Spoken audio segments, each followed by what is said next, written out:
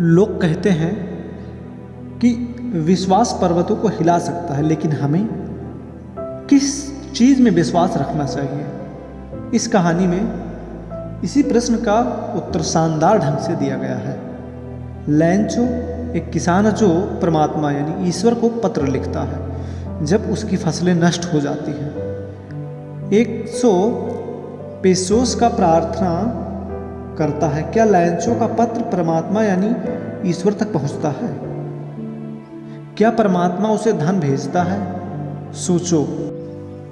इस कहानी में आगे बढ़ने से पहले इन प्रश्नों के उत्तर क्या होंगे और यह अंदाजा लगाओ कि यह कहानी किस प्रकार जारी रहती है। वह मकान जो एक नीचे पहाड़ी की चोटी पर स्थित था और यह पूरी घाटी में अकेला स्थित था। इस ऊंचाई से कोई भी नदी और पके धान के खेतों को फूलों से लदे हुए देख सकता था, जो एक अच्छी फसल का सदा वायदा करते थे। पृथ्वी को केवल एक वर्षा अथवा कम से कम एक बौछार की आवश्यकता थी। सारी सुबह लैंचो जो अपने खेतों को नज़दीक से जानता था, उत्तर पूर्व दिशा में आकाश की ओर देखते रहने के सिवाय कुछ नहीं किया था। अब हमें वास्तव में ही कुछ पानी प्राप्त होगा। वह औरत जो रात का खाना तैयार कर रही थी ने जवाब दिया, हाँ, परमात्मा ने चाहा तो बड़ी उम्र के लड़के खेत में काम कर रहे थे,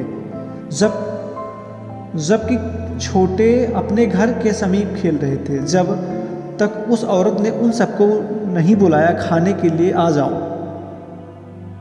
खाने के समय बिल्कुल जैसे ही लैंचो ने भविष्यवाणी की थी, वर्षा की बड़ी बड़ी बूंदों का गिरना शुरू हो गया था। उत्तर पूर्व दिशा में बादलों के विशाल पर्वत आते हुए देखे जा सकते थे। हवा ताजी और मधुर थी।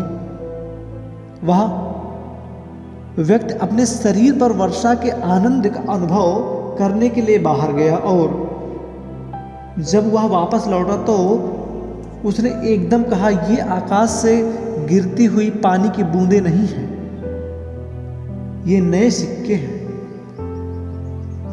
वर्षा की बड़ी बूंदें 10 सेंट तथा छोटी बूंदें 5 सेंट के सिक्के हैं। संतुष्टिपूर्ण भाव से उसने पके अनाज को इसके फूलों के खेतों में देखा। वर्षा के आवरण से ढके हुए, लेकिन अचानक एक तेज हवा बहने लगी और वर्षा के साथ बड़े बड़े ओले गिरना शुरू हो गए। ये वास्तव में ही नए चांदी के सिक्कों से मिलते जुलते थे। लड़के वर्षा में भीगते हुए जमी हुई मोतियों को इकट्ठा करने के लिए बाहर दौड़े। यह अब वास्तव में बुरा हो रहा था। उस आदमी ने कहा, मुझे आशा है कि यह शीघ्र ही गुजर जाएगा। यह शीघ्र ही समाप्त नहीं हुआ।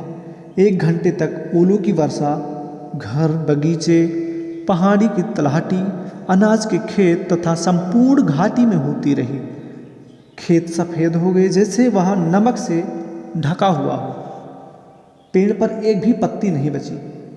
धान की खेती पूर्ण रूप से बर्बाद हो गई। लैंचो के खेत में फूल पौधों से गिर गए। लैंचो की आत्मा उदासी से भर गई। जब तूफान समाप्त हुआ तो वह अपने खेत के बीच में खड़े होकर उसने अपने पुत्रों से कहा, एक टिड्डी दल भी इससे ज़्यादा पीछे छोड़ देता, परंतु ओलावृष्टि ने कुछ नहीं छोड़ा है। इस वर्ष हमें बिना अनाज के रहना पड़ेगा। वह एक दुखद रात थी। हमारी सारी मेहनत व्यर्थ चली गई। ऐसा कोई व्यक्ति नहीं जो हमारी सहायता कर सके। इस वर्ष हम सबको भूखा रहना पड़ेगा। लेकिन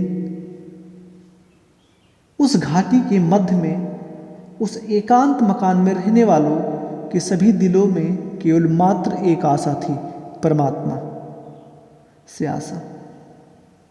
इतना अधिक मत घबराओ, यद्यपि यह संपूर्ण विनाश की भांति प्रतीत होता है। याद रखो कि भूख से कोई नहीं मरता। लोग यही बात करते हैं, कोई भूख से नहीं मरता। सारी रात भर लैंसो अपनी एक आशा के बारे में ही सोचता रहा, परमात्मा की सहायता की आशा, जिसकी दृष्टि से जो कि व्यक्ति की अंतरात्मा की भांति सर्वत्र रहती है। लैंसो खेतों में बैल की भांति सख्त मेहनत किया करता था, लेकिन फिर भी वह लिखना जानता था। अगले रविवार को सुबह सवेरे उसने एक पत्र लिखना शुरू किया। जैसे ही वह स्वयं कस्बे में लेकर गया और डाक में डाल दिया, वह परमात्मा को लिखे गए पत्र से कम कुछ भी नहीं था।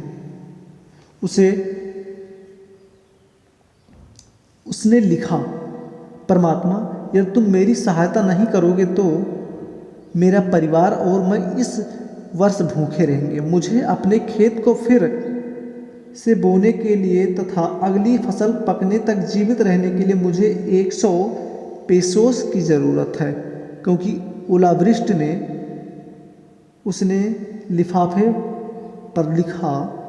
परमात्मा को पत्र को लिफाफे में डाला। अभी भी परेशान हुआ कस्बे में गया। डाकघर पर उसने पत्र पर स्टाम्प लगाया और इसे मेल बॉक्स में डाल दिया। डाकघर का एक कर्मचारी जो डाकिया था और डाकघर में सहायता भी किया था, खुले दिल से हंसते हुए अपने बॉक्स के पास गया और उसने परमात्मा के नाम लिखे गए पत्र को दिखाया। एक डाकिया के रूप में अपनी नौकरी के दौरान उसने कभी भी यह पता नहीं देखा। पोस्ट मास्टर, जो एक मोटा, मैत्रीपूर्ण एवं खुश मिजाज सज्जन व्यक्ति था, पत्र को देखकर जोर से हंसा, लेकिन शीघ्र ही वह गंभीर हो गया और पत्र को उसने अपने डेस्क पर थपथपाते हुए कहा, क्या अद्भुत विश्वास है! काश कि इस पत्र लेखक की भांति ही परमात्मा में मेरी अडिग आस्था होती। उस व्यक्ति का परमात्मा में अडिग विश्वास था कि उसने परमात्मा से पत्र व्यवहार करना शुरू किया। इसीलिए पत्र लेखक का परमात्मा विश्वास न डगमगा जाए। पोस्ट मास्टर ने दिमाग में एक विचार आया कि उस पत्र का उत्तर दिया जाए, लेकिन जब उसने पत्र खोला, यह स्पष्ट हो गया कि इस पत्र में उत्तर देने के लिए नेक भाव से अधिक कुछ नहीं चाहिए, कुछ अन्य चीज की जरूरत थी। लेकिन वह अपने निश्चय पर अडिग रहा। उसने अपने कर्मचारियों से पैसे देने के लिए कहा। उसने स्वयं ने भी कुछ तनख्वाह का अंश दिया और उसके अनेकों दोस्तों ने भी इस नेक दानशीलता के कार्य में कुछ ना कुछ दिया। उसके लिए 100 पेसोस का धन एकत्रित करना असंभव था, इसीलिए वह उस किसान को आधे से थोड़ा ज़्यादा धन ही भेजने योग्य हो पाया। उसने धन को एक लिफाफे में रखा और लिफाफे पर लैंसो का पता लिखा और धन के साथ एक पत्र भी उसने डाल दिया, जिस पर केवल एक शब्द हस्ताक्षर के रूप में लिखा था, परमात्मा। अगले रविवार को वह अन्य दिनों की तुलना में यह पता लगाने के लिए थोड़ा जल्दी आया कि क्या उसका कोई पत्र था। यह स्वयं डाकिया था जिसने उसे पत्र दिया था, जबकि पोस्ट मास्टर एक नेक कार्य करने वाले व्यक्ति की संतुष्टि का अनुभव करते हुए अपने दफ्तर से देख रहा था। लैंचो ने धन को देखकर जरा सी भी हैरानी प्रदर्शित नहीं की, ऐसी उसकी दृढ़ आस्था थी। लेकिन जब उसने पेसोस की गिनती की तो वह क्रोधित हो गया। परमात्मा गलती कर ही नहीं सकता, ना ही वह लैंचो को उसकी प्रार्थना को स्वीकार करने से मना कर सकता था। शीघ्र ही लैंचो खिड़की पर कागज और स्याही मांगने के लिए गया। आम जनता की लेखन टेबल पर उसने लिखना शुरू किया। उस समय उसके माथे पर सलवटें थी, जो कि अपने विचारों को व्यक्त करने के प्रयत्न के कारण प्रकट हुई थी। जब उसने लिखना समाप्त किया तब वह स्टैम्प खरीदने के लिए खिड़की पर गया, जिसे चाट कर उसने लिफाफे पर हथेली मारकर लगा दी।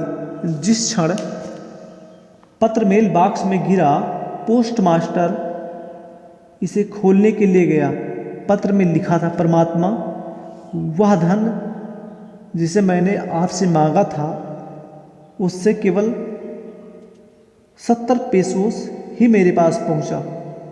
बकाया धन मुझे भेज, क्योंकि मुझे इसकी बहुत ज़्यादा ज़रूरत है, लेकिन इसे मेरे पास डाक द्वारा ना भेजें, क्योंकि पोस्ट ऑफिस के कर्मचारी ठगों का एक समूह टोला है। लैंचो।